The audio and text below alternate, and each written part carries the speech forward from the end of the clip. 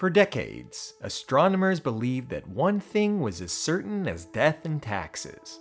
The Milky Way and our neighboring Andromeda galaxy were on a crash course, destined to collide in less than 5 billion years.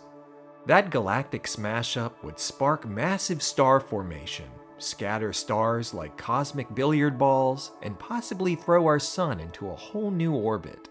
But now, that future may not be so certain. Thanks to fresh data from NASA's Hubble Space Telescope and ESA's Gaia mission, researchers have rerun the numbers, and they're telling a different story. Astronomers ran 100,000 computer simulations using the most precise data available today. The results? There's only about a 50-50 chance of a collision happening within the next 10 billion years. That's right. There's now a decent chance the Milky Way and Andromeda will simply pass by each other. No cosmic fireworks, no galactic pileup, just a long, swirling orbital dance. Why the change?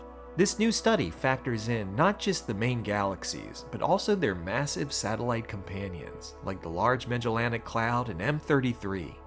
These smaller galaxies tug and twist the larger ones, disrupting the neat two-body collision model we once relied on. In fact, the Large Magellanic Cloud's gravitational pull might even guide us away from Andromeda.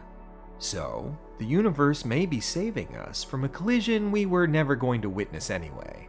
After all, Earth becomes uninhabitable in about 1 billion years due to the sun's heat, and the sun itself burns out in 5. But hey, you never know. Someone might still be around.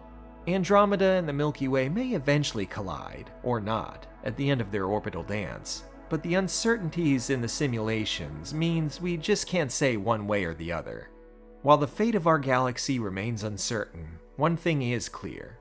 The universe is more complex and more surprising than we ever imagined.